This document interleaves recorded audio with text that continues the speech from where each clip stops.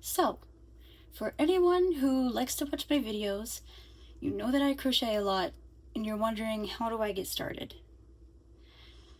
It probably seems really complicated. I've been doing it for a long time, and there's some stuff that I look at and I'm like, I do not know how you pull that off. But if you want to get started, starting with just basic building blocks like Legos, those will eventually stack on top of each other and let you do bigger stuff. Before we get started, I want to talk about hook sizes a little.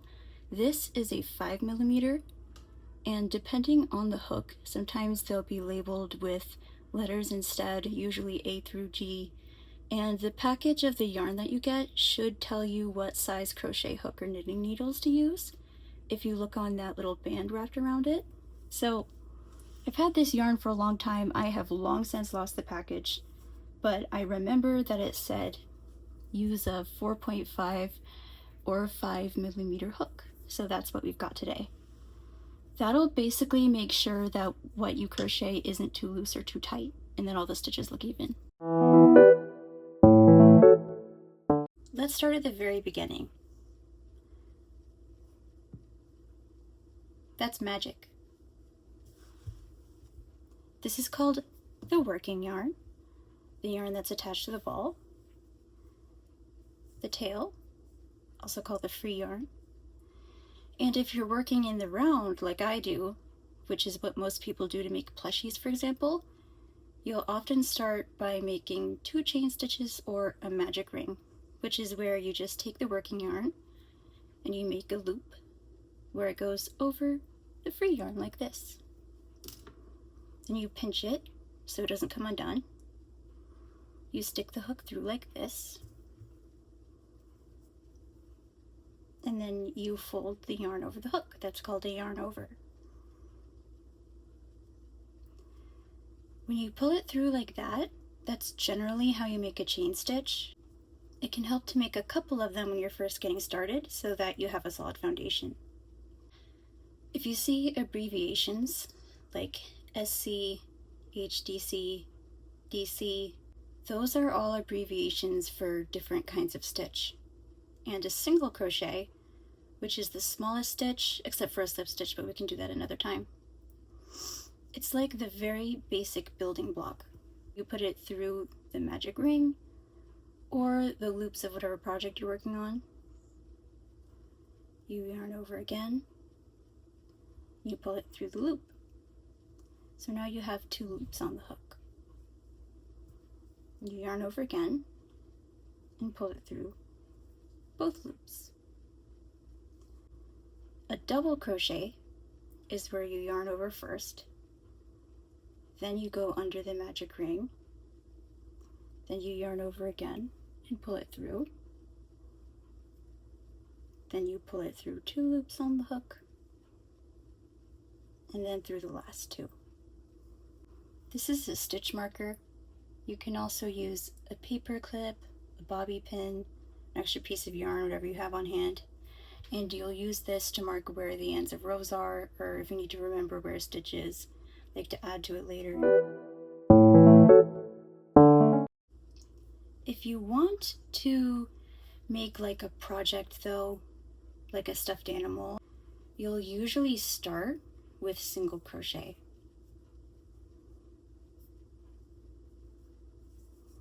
And the pattern should tell you how many to put in the magic ring. 1, 2, 3, 4, 5, 6. Then you grab the tail and you pull the magic ring tight, like a drawstring bag. So, single crochet, you go under the top of the previous stitch, yarn over, pull it through, yarn over, pull through both loops. For a double crochet, you do the same thing, but you start with a yarn over, you go through the letter V, yarn over, pull it through the loop, go over 2 loops, go under 2 loops, and under 2 loops again. These aren't used quite as often, but a triple crochet, I think it's also called a treble crochet depending on where you live, is you yarn over twice,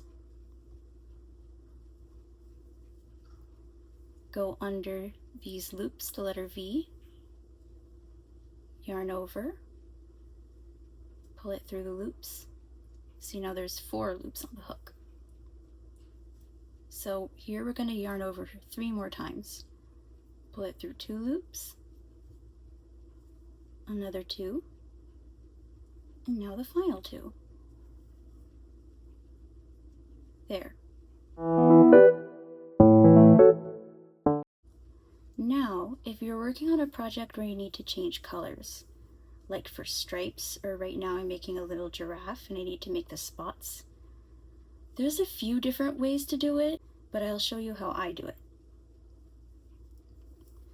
What I do is I usually start a stitch. Here it's a single crochet. I do most of the steps.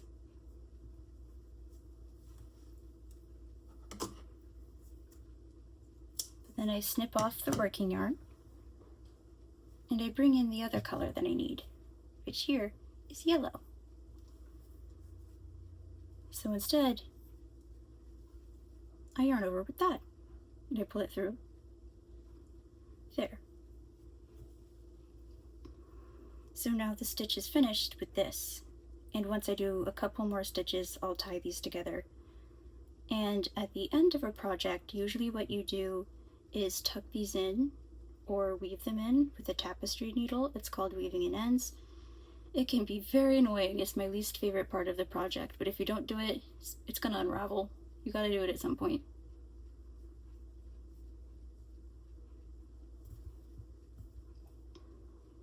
So let's make a single crochet with the new color.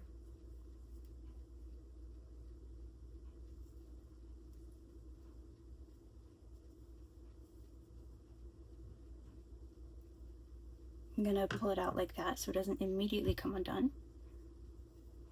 Now we'll tie this off.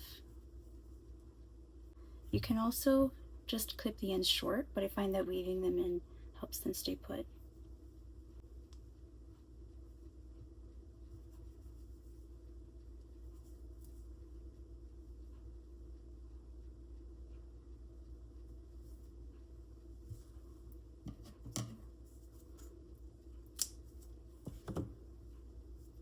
I usually save little bits of yarn for stuffing too.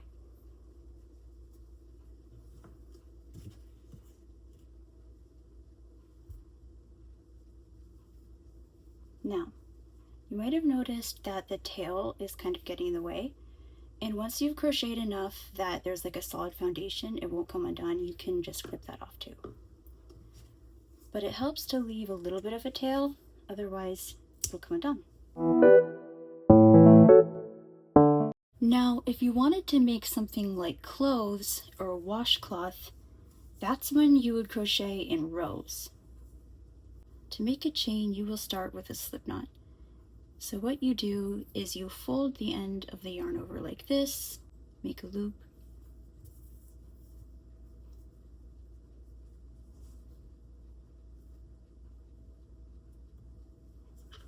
the first couple stitches don't have to be perfect.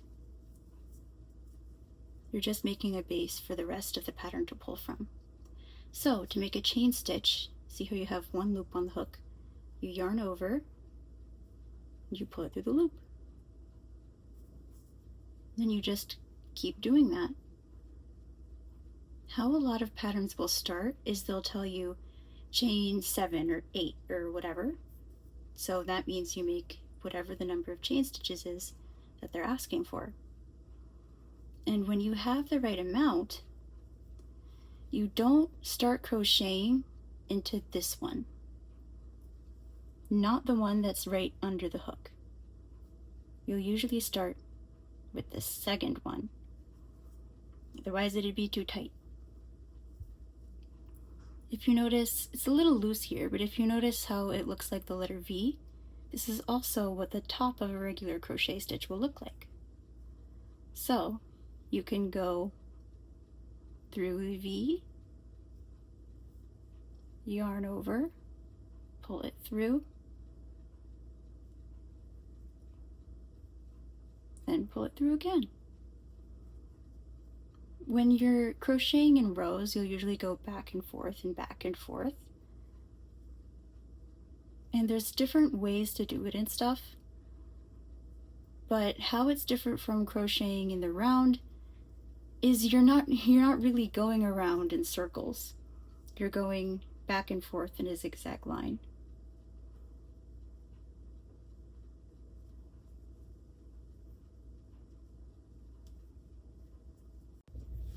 When you get to the end of a row, you then need to turn the work.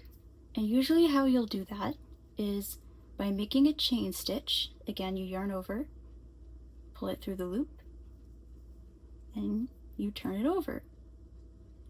Depending on the pattern, it might ask you to chain stitch just once or maybe a few times, and that will usually correspond to what kind of regular stitches you're making. Like if you need to double crochet, you'll usually chain twice. If you're doing triple crochet, you'll usually chain 3 times, that kind of thing. See, now this looks like the stitches we were doing before. And after all of this, you might be asking, how do I end a project? How do I tie it off?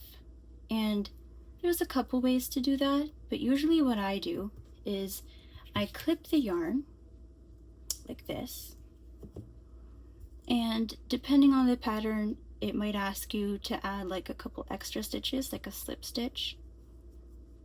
What you do there is you go through the V, you yarn over, pull it through, and then you pull that same loop through there. See? It makes a much smaller and tighter stitch than anything else, so it'll be sometimes used to end a project, like a granny square, or before a color change. And after that, usually what I do is I pull the tail out like that. I take the hook through the top of the next stitch, grab onto the tail, pull it through, then I pull it back through the stitch that it just came from.